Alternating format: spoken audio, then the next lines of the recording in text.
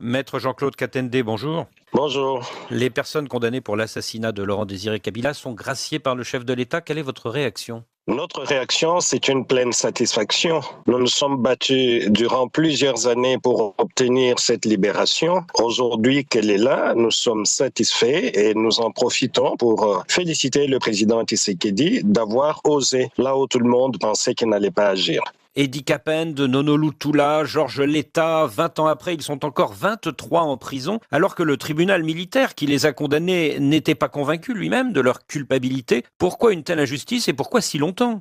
Il faut comprendre que autour de l'assassinat de Laurent-Désiré Kabila, il y a plusieurs versions. Et l'une des versions met en cause l'ancien président Joseph Kabila. Et donc, il fallait très rapidement, pour balayer cette version, trouver rapidement les coupables, que je qualifierais moi des boucs émissaires, pour donner l'impression à tout le monde qu'on a trouvé les assassins de Laurent-Désiré Kabila et que l'affaire était close. Et ces injustices ont été perpétrées tout simplement pour protéger l'ancien régime. Toutes les campagnes que nous avons faites pour interpeller l'ancien pouvoir par rapport à ce que les innocents étaient en prison, l'ancien pouvoir avait gardé la sourde oreille jusqu'à l'avènement de M. Félix Tshisekedi, qui a été attentif et il nous avait promis d'examiner les dossiers. Et aujourd'hui, il a donné gain de cause à ces dossiers. Il y a 2 ans, après l'arrivée au pouvoir de Félix Tshisekedi, beaucoup attendaient cette grâce présidentielle. Pourquoi a-t-il fallu encore attendre 2 ans? Je pense que le président de la République, je ne suis pas l'un de ses conseillers, mais je pense qu'il a la stratégie d'avancer par des petites victoires. Vous allez vous rappeler que l'année passée, quand l'Azado a organisé 2 marches, le président de la République avait promis qu'il allait examiner les dossiers.